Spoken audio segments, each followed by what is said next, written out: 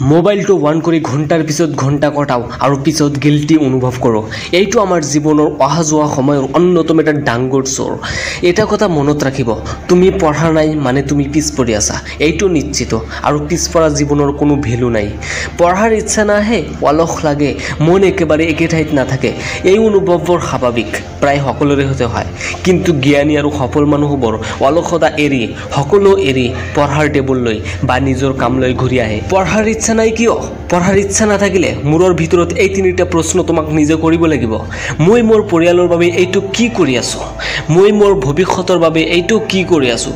অলপমান বেছি চেষ্টা কৰিলে মই শতকৰা বেছি ভাল মাৰ্ক পালোহেঁতেন, শতকৰা ভাল কৰিলোহেঁতেন বছৰটোৰ শেষত বা মাহৰ শেষত। কি কৰিলো এইবোৰ? সময় কাৰোৰ কাৰণে অপেক্ষা কৰি নাথাকে। আজি তুমি অলস, কাইলৈ তুমি লছ। সময়ক ফাঁকি দিছা মানে নিজক ফাঁকি দি আছা। কিন্তু এতিয়াৰ পৰাই যদি সলনি হৈ যোৱা, হেবিট চেঞ্জ কৰা, তেনেহ'লে কাইলৈ তোমাৰ সফলতা ৰখি থাকিব আৰু সেইটো নিশ্চিত। এতিয়া তুমি নিজক সোধা, তুমি কলৈ যাব খোজা, অলসত নে সফলতাত? এতিয়ালৈকে যদি তুমি ভিডিঅ'টো চাই আছা, তেনেহ'লে তুমি বেলেগতকৈ বহুত আগবাঢ়ি আছা। কাৰণ তুমি নিজক ইম্প্ৰুভ কৰিবলৈ বিচাৰি আছা, তুমি নিজক পৰিৱৰ্তন কৰিবলৈ বিচাৰি আছা আজিৰ পৰাই। এতিয়া ভিডিঅ'টোৰ মূল উদ্দেশ্যলৈ আহোঁ। তুমি জানানে যে পঢ়া হৈছে এজন মানুহৰ জীৱন সলনি কৰাৰ আটাইতকৈ ডাঙৰ অস্ত্ৰ? যদি তুমি গোটেই দিনটো মোবাইল স্ক্ৰল কৰি থাকা, পঢ়াত মন নাযায়, কিতাপৰ ওচৰত যাবলৈ মন নাযায়, ইফালে এক্সাম আহি আছে আৰু সেই এক্সামটো বহুত মেটাৰ কৰে, তেনেহ'লে তোমাৰ কাৰণে এই 7টা গুৰুত্বপূৰ্ণ সুবিধা যিয়ে পঢ়াৰ কাৰণে হয়।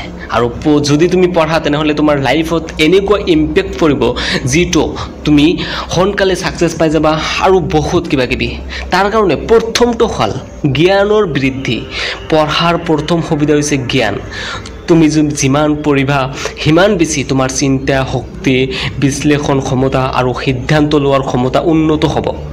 জ্ঞানৰ বৃদ্ধি হ'লে অট'মেটিকেলি তোমাৰ লাইফ ষ্টাইল, কথা কোৱাৰ ধৰণ পৰিৱৰ্তন হৈ যাব। তুমি এজন ভেলুৱেবল পাৰ্চন হৈ যাবা সমাজৰ আগত। সুবিধা নম্বৰ 2, আত্মবিশ্বাসৰ উন্নতি, কনফিডেন্স বুষ্ট। যেতিয়া তুমি জানিবা তেতিয়া তুমি ভয় নাপাবা। পঢ়া তোমাৰ আত্মবিশ্বাস কৰি তোলে। সাক্ষাৎকাৰ, ভাষণ, আলোচনাত, ষ্টেজত মানুহৰ লগত কথা পাতিবলৈ ভয় নাপাবা। আত্মবিশ্বাস বাঢ়িলে নিজৰ ডিচিশ্যন নিজে লোৱাৰ ক্ষমতা বাঢ়ে। সেইকাৰণে পঢ়া তোমাৰ কাৰণে অত্যন্ত প্ৰয়োজন। পঢ়া শুনাৰ 3 নম্বৰ সুবিধাটো হ'ল ভাল চাকৰি আৰু আয়, বেটাৰ জব এণ্ড ইনকাম। পঢ়া মানেই কেতিয়াবা অকল চাকৰি নহয়, কিন্তু অধিক শিক্ষা মানেই অধিক সুযোগ। যেনেকুৱা competitive exam, high paying government job, skill job. আৰু ইয়াৰ বাহিৰেও তুমি নিজৰ বিজনেছ গঢ়িব পাৰা কম সময়ৰ ভিতৰত। আৰু এইটো অকল ষ্টাডি ৰিচাৰ্চ কৰিহে পোৱা যায়। সেইকাৰণে পঢ়াৰ বিকল্প বস্তু নাই। যদি কোনোবাই কয় যে পঢ়া শুনা কৰি কি হৈছে, তেনেহ'লে এইবোৰ জনাই দিবা তেওঁক। সুবিধা নম্বৰ 4, ব্যক্তিত্বৰ উন্নয়ন। যিজনে পঢ়ে তেওঁৰ চাৰিওফালৰ মানুহে বুজে। ভাল পঢ়া শুনা মানুহৰ আচাৰ আচৰণ, মন আৰু চিন্তাধাৰা অন্যজনতকৈ বহুত বেলেগ হয়। সেইকাৰণে মানুহে তেওঁক ভেলুৱেবল পাৰ্চন বুলি ভাবে আৰু বিশ্বাস কৰে। এটা প্ৰেক্টিকেল এক্সাম্পল দি আছোঁ। সেইটো হ'ল এজন পঢ়া মানুহ বা জ্ঞানী মানুহ আৰু এজন হ'ল মূৰ্খ মানুহ। যিয়ে পঢ়া শুনা কৰিছে বা জ্ঞানী মানুহ, তেওঁ যদি এটা সৰু বিজনেছ ষ্টাৰ্ট কৰে, তেওঁতো সকলো জানে, পঢ়া শুনা কৰিছে, তথাপিও অলপমান ভয় লাগে। কিন্তু যদি তেওঁ ষ্টাৰ্ট কৰে, তেতিয়া তেওঁ ৱৰ্ল্ডত কমিউনিটি বিল্ড কৰিব পাৰিব। কিন্তু মূৰ্খ মানুহে তেনেকুৱা কৰিব নোৱাৰে, কাৰণ তেওঁ ভাষাই নাজানায়, মানুহৰ লগত কেনেকৈ কথা পাতিব লাগে সেইটো নাজানে, অলপতে খং কৰে। তেনেকুৱা নহয়। সমাজত যদি সন্মান পাব বিচাৰ, তেনেহ'লে ইনকাম কৰিব লাগিব। আজিৰ যুগত সেই ইনকামটো বঢ়াবৰ কাৰণে পঢ়িব লাগে। আৰু বিজনেছ বা শিক্ষক বা যিকোনো ফিল্ডত যদি যায়, তেতিয়া আপুনি বুষ্ট কৰিব পাৰিব এই পঢ়াৰ জৰিয়তে। কিন্তু মূৰ্খ মানুহে সেইটো নোৱাৰে। পঢ়া শুনাৰ বহুত সুবিধা আছে আৰু তাৰ ভিতৰত আৰু এটা অন্যতম সুবিধা হৈছে নিজৰ সপোন পূৰণ, ফুলফিলমেণ্ট অফ ড্ৰিম।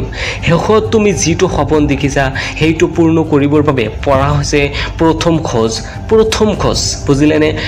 অলপকৈ অধ্যয়ন কৰি যোৱা, এদিন তোমাৰ সপোনত উপনীত হৈ যাবা। আৰু সেইটো নিশ্চিত। আৰু নিজৰ ওপৰত বিশ্বাস ৰাখিব লাগিব।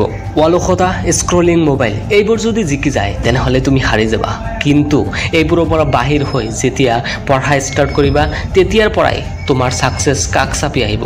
যিবোৰ কথা ক'লোঁ আজি এই গোটেই ভিডিঅ'টোত, যদি মানা তেনেহ'লে ছাকচেছ, আৰু যদি নামানা তেনেহ'লে তোমাৰ অধপতন। ভিডিঅ' ভাল লাগিলে লাইক কৰিবা আৰু নালাগিলেও এটা ডিছলাইক কৰিবা কাৰণ তোমাৰ এটা ৰেছপন্স বহুত মেটাৰ কৰে bye bye have a nice day